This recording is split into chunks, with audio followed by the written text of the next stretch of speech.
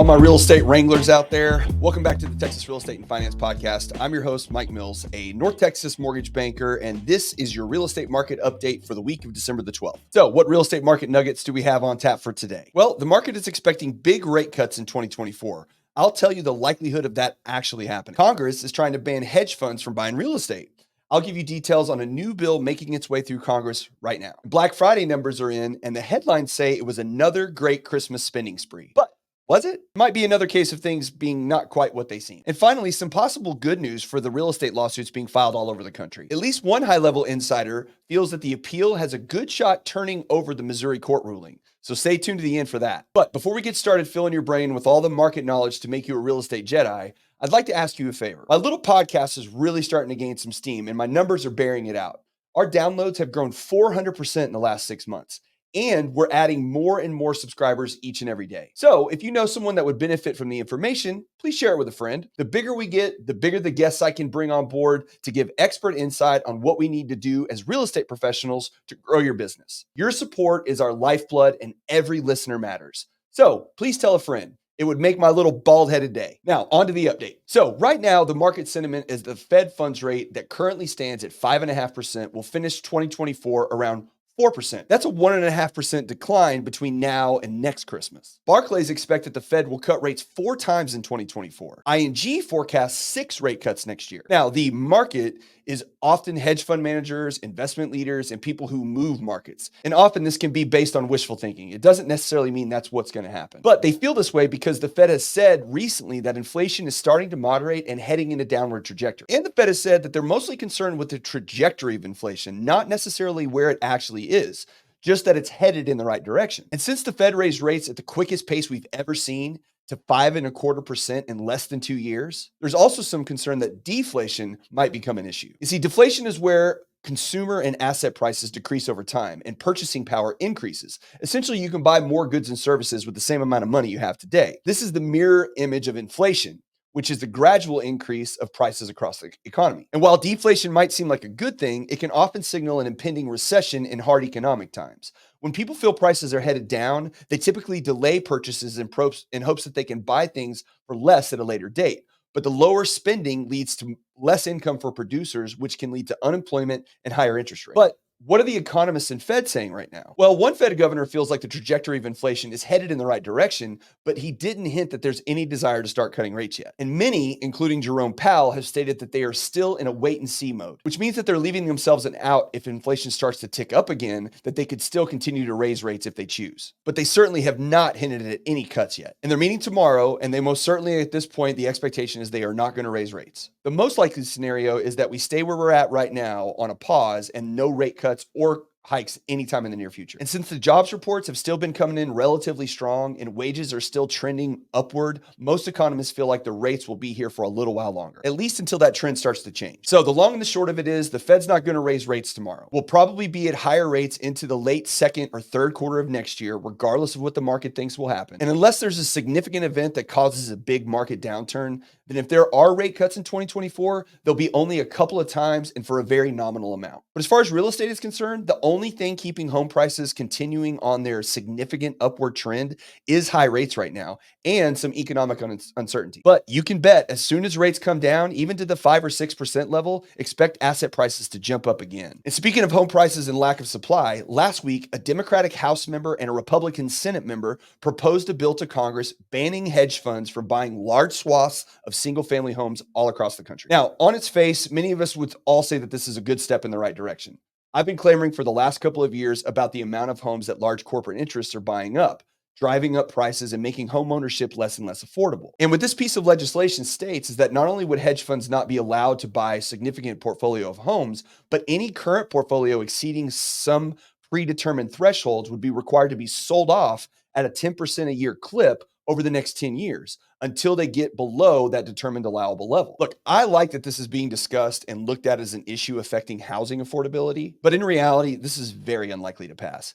even if it's approved in the Senate, it would have a very strong opposition in the House. And even if passed there, would likely be vetoed by the Biden administration. So really, this is just mostly a couple of congressmen trying to make headlines and get reelected because they're in districts where this is impacting home values more than others. In reality, worst case right now, maybe about 3% of the U.S. single family homes are owned by corporations. Some parts of the country are obviously going to be higher than others. And really, the definition of what constitutes an institutional buyer in this bill is pretty vague, and which leaves room for possible mom and pop type investors to be limited as well. And even for me, more often than not, I prefer that the market dictate how home prices should flow and not the federal government, as they are usually pretty bad at regulating most things and just end up rigging the rules for their donors to get advantages over the little guy. So this story is really good at grabbing headlines, but has very little real possibility of being a reality. Last week, we got Black Friday numbers in for this year, and according to the headlines, sales were up 7.5% to $9.8 billion from last year. However, there are a couple misleading numbers here. So the 7.5% increase was only for online sales, not sales in retail stores, which directly account for more than 80% of total sales. So that means 20% of sales actually come from online sales. And some say it's actually even less than 20%. And overall, in-store sales were only up between 1 and 1.5% overall. So when you blend the online and in-store sales together, the dollar figure was only up about 2.5% from last year. And that's unadjusted for inflation. And right now, the rate of inflation is between 3 to 4%, depending on what you're measuring. So that means Black Friday's actual volume was down this year, not up when adjusted for inflation. It's just another example of corporate media pushing a narrative that the economy is continuing to boom, when really it's kind of slowing down. And the inflation numbers that came out today showed that the inflation is not continuing to rise, but is also not coming down at the same clip either. And overall, consumer spending is slowing to the lowest rate we've seen in almost 8 months. But good news is that gas prices keep going down. Oil right now is down to $68 a barrel, which means most likely we'll see gas below $3 a gallon for the first time in quite a while. That's good news for all you realtors out there driving around town. And finally, let's talk about the topic that's on every agent's mind out there, which is the commission lawsuits threatening to change the way homes are bought and sold here in the US. So last week, another lawsuit was filed in Georgia. Same story, different state. Antitrust, forced commissions, blah, blah, blah. And at this point, there's something like 10 to 15 of these lawsuits currently filed, and the number keeps growing every day. But there was some possible good news in all of this lawsuit information last week. So I heard an interview on the National Real Estate Post this last week, which is a YouTube channel devoted to the housing market. If you haven't checked it out, you really should. The National Real Estate Post, just look it up on YouTube. It's right there. And they interviewed David Stevens. He's a 35-year real estate professional who's worked for Freddie Mac, Wells Fargo, HUD, and the Mortgage Bankers Association. Now, during the interview, David stated that he had been called as an expert witness for the defendant in a few cases already, including the main Sitzer Burnett case. And David's take on this is that the appeals process for NAR and the defendants in this case might actually work out better than people in the industry expect right now. He stated that because the case was a jury trial, the judgment from the jury was based much more on emotion than actual evidence and facts. In fact, he said that after 2 months of court hearings,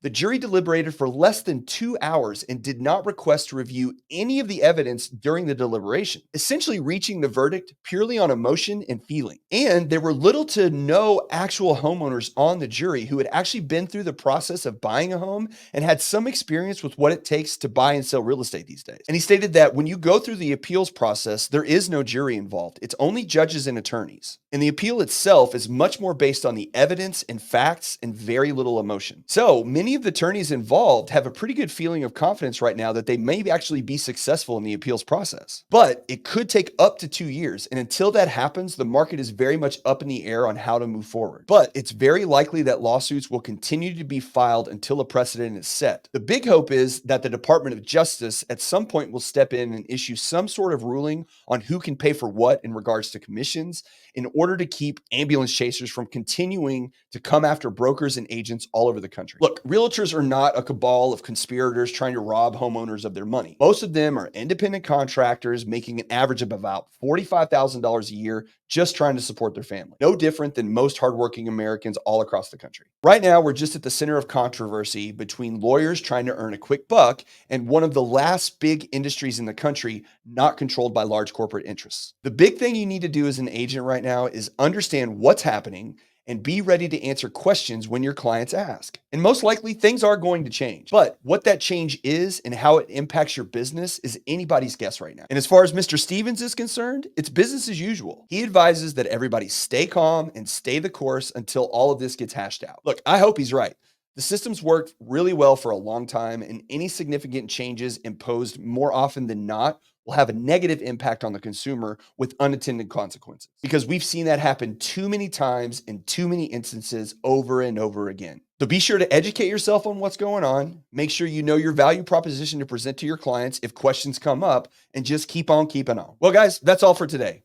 Hopefully this was a quick one. I really value your time, and I want to make sure I get all this information to you in the most efficient way possible. I hope I was able to add some nuggets of knowledge to your real estate repertoire today. My goal is to keep a lookout for news that affects our industry so you can be prepared to serve your clients from an informed perspective to guide them along the best path to serve their needs and their family. I appreciate each and every one of you out there, and I'm so grateful for the time you spend here with me each week. I'll be back on Friday with Landon Day, a local photographer here in North Texas, discussing how to get the most out of your listing photography and how to brand yourself in the best light for 2024. Until then, be great humans, keep fighting the good fight, and just keep swimming.